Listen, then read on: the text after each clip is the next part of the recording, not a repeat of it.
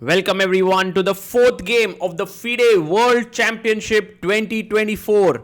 On your screen is Gukesh, the 18-year-old World Championship challenger who just won his first ever World Championship game in the third round. There you see Gukesh completely focused there. He has that vibhuti on his forehead, sacred ash as they call it, and he's looking extremely focused for this one. He has the black pieces against world champion Liren, and he'll be looking for a power pack performance.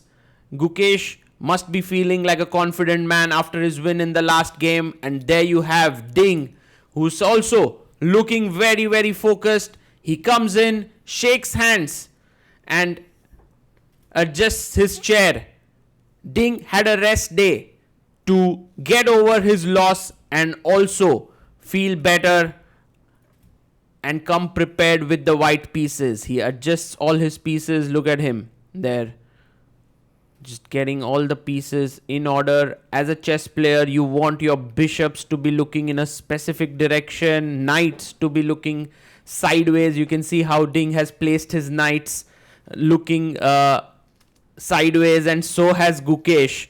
There's an ongoing discussion whether you want to put your knights facing frontwards or sideways. But look at how Gukesh is adjusting each and every pawn. It's more like, you're just getting into the zone of the game rather than just anything else here. And we have Maurice Ashley in the background. He's a grandmaster. He's the host of the games. And let's go over to him in Singapore here and see what he has to say just before the start of the game. Ladies and gentlemen, welcome to Game 4 of the FIDE World Championship presented by Google, held here at the Aquarius Hotel at the luxurious Resort World Sentosa in beautiful Singapore. I am Maurice Ashley, and it is my distinct pleasure and special privilege to introduce the two gladiators who will be competing for title of World Chess Champion. First, the challenger from India, Gukesh Domaraju, and the world champion from China, Ding Liren. And from another chess superpower, he is currently deputy president of FIDE. In 1988, he became the first man or woman from India to gain the title of Grand Master. He is a two-time World Cup winner, and he is almost single-handedly responsible for inspiring a generation of Indian superstars as they have scaled the mountaintop of world chess, including one of the players here today. Indeed, a great talent, following in the footsteps of this man, a five-time world champion from India, Vishwanathan Anand. Well, what a moment this is for Indian chess fans. Vishy Anand making the first move for Gukesh there. Anand, the five-time world champion from India, and Gukesh, the world championship challenger, gunning to become the youngest world champion ever. They both get their pawns back. D4, D5 was played. Maurice Ashley says, let the games begin. Gukesh presses the clock. And this, dear friends, is the Ambit Recap of the day.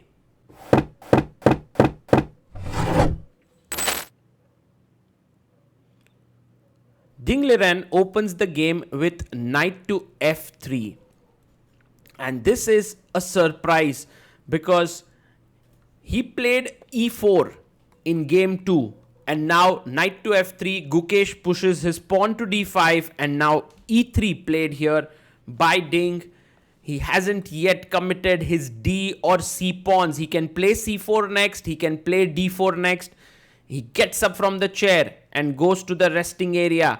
Gukesh thinks for a bit and brings his knight out to F6. A normal developing move here. The best move, or you can say the most commonly played move here, is C4. Striking in the center. Ding can then go b3, bishop b2, bishop e2, castles. This is a normal way to continue. But here he pushes his pawn to b3. This is more like the Queen's Indian setup from white side. Black generally plays e6, b6 if you are aware against d4. And again, Gukesh takes a bit of his time. Meanwhile, Ding removes his jacket and gets ready for the long struggle ahead. Gukesh is thinking about the various setups. He can play e6 here, but he decides to put his bishop on f5 before going e6. That would mean his bishop would be then outside the pawn chain. Now, if you try to win this bishop with knight h4, then I still have bishop g4 move. So he goes bishop e2. And now one of the ideas that Ding has is to go knight h4. For example, if you go e6, he wants to win this bishop, which is why Gukesh plays h6. Now the bishop can drop back to the h7 square. And you have the move bishop a3. A slightly weird move because you are pinning the e pawn here. But it's very logical, and this has been played before by Anish Giri, Wesley So against Anish Giri. This is one game, and Hans Niemann versus Vidit Gujarati. Gukesh plays his knight to d7. In a way, he's just developing the knight, and maybe with the ideas of e5, but also you just put your pawn on e6, and if he trades bishop, you take back with the knight. Ding now short castles here. And will Gukesh go e5? Because this is quite an interesting move. He would then have to take on f8 with the king, but he goes just e6, which is a more measured approach in a way. And now when Ding captures on f8, which he does, you take back with the knight, not losing the castling rights. And knight takes f8, taken here by Gukesh.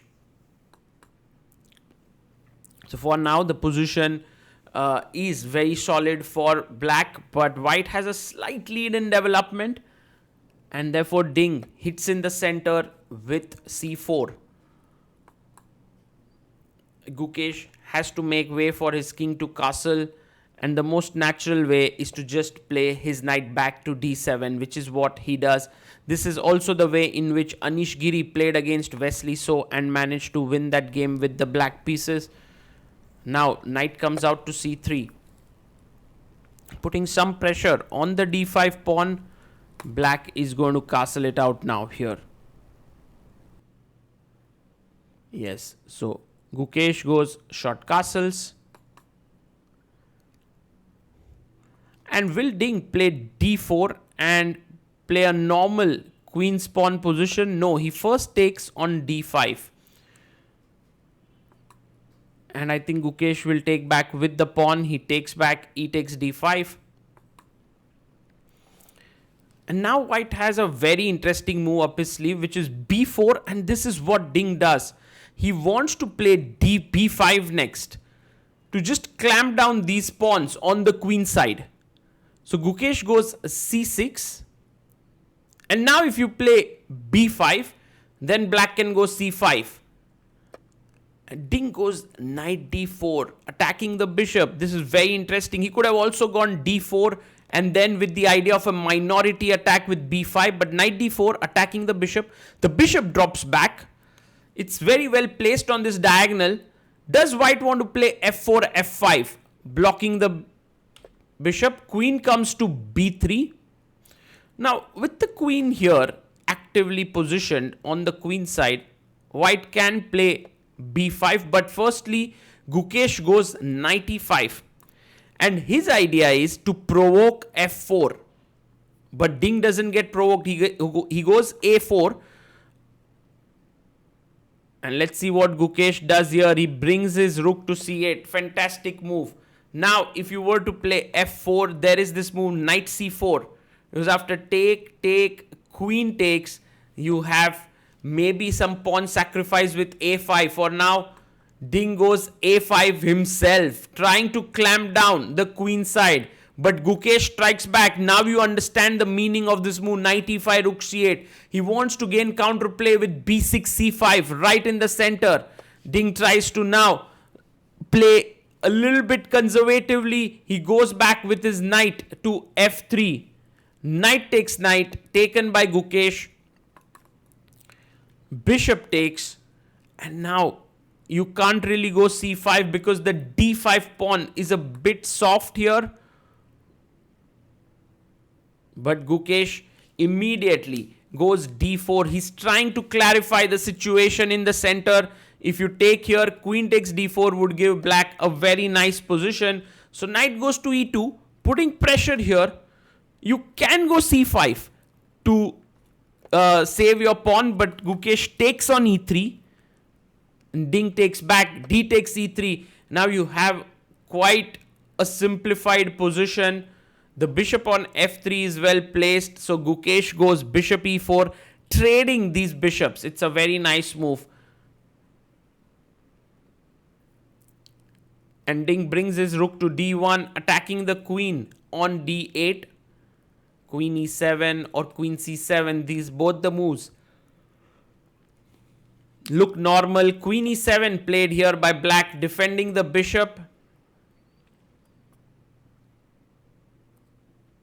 Ding takes on e4. And now knight takes e4, played here by Gukesh. The knight is very solidly positioned in the center of the board, looking at the f2 square. Ding takes on b6. Gukesh takes back on b6. This has been a very, very solid game for Gukesh until now. He has made absolutely no errors. Ding has tried a bit with the white pieces, but hardly anything to get a tangible advantage.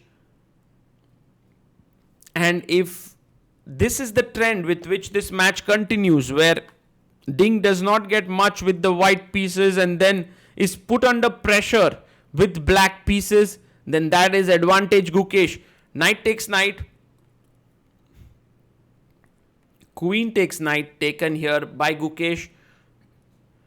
A small imbalance does still exist in the position, which comes from the fact that black has an extra queenside pawn and can at some point push his pawn to c5 and create a passed pawn, which is what Gukesh has done. He pushes his pawn to c5, but the problem is that there is so little material. If there was one pair of minor pieces, it would still have given black some winning chances. But because there are only major pieces left, white is very, very solidly positioned. BC, BC, and now rook c1 would just put the pieces here, stop the pawn from advancing. Yes, rook c1 played. Now the only thing that you have to be careful as white is, let's say for example, Gukesh now is looking to move his queen. He plays queen e5. Then white shouldn't fall for this queen trade because there is a deflecting move, rook d1, and the king has no escape and you lose the queen here. So that is a move that you have to be careful about. Ding Liren comes back. There's no chance in the world that he falls for such tricks. Queen c2. Again, the pawn is not hanging because there is rook d1 check, which is a deflecting move. And this typical tactic, so Gukesh can play g6 here or h5. He decides to play rook to d5.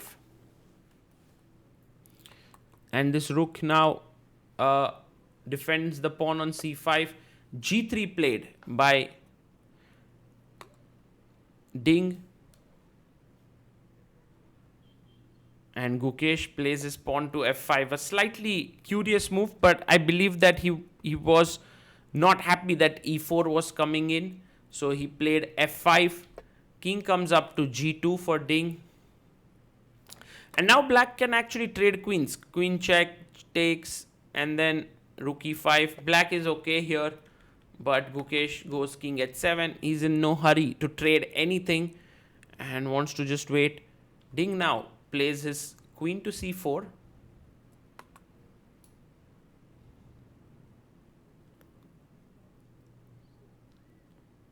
Let's see what black does here.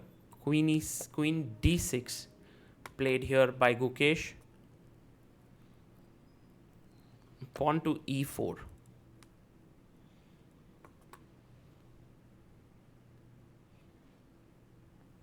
Rook to e5 played.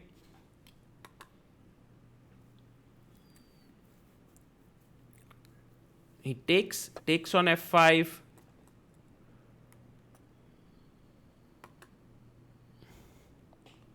Black does play rook takes f5.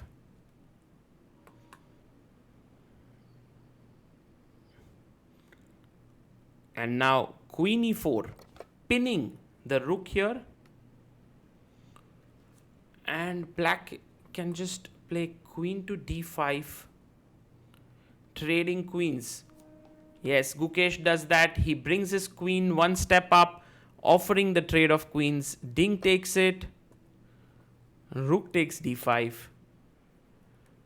And I think very soon the players are going to agree to a draw. King f3.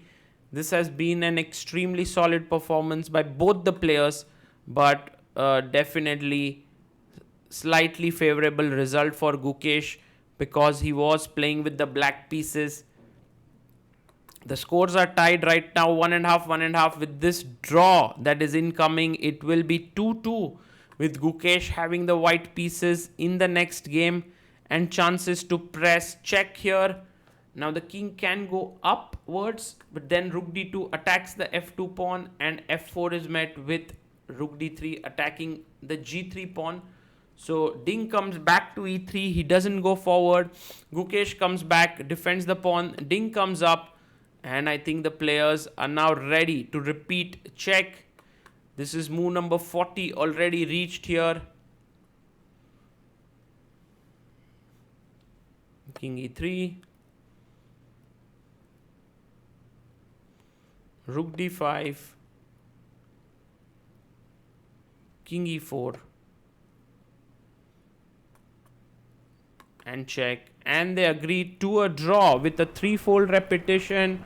A very exciting game there by both the players. And a draw would mean 2-2 result here. As the arbiters come in, you can see both the players first sign their score sheets. Ding Liren very quickly puts back the pieces. And Gukesh as well. They put back their pieces for the next game. While Gukesh does it slowly, Ding has very quickly rearranged his pieces and leaves. And Gukesh, have a look at that small little gesture that he does every time. Just touches the board and now takes his score sheet, folds it. Most of the times when Gukesh is doing all of this, he is just trying to put the game into perspective in his head, getting ready for the press conference where he has headed. For now, the match is evenly poised. 2-2 to Gukesh and Ding Liren. This is shaping up to be a very exciting World Championship.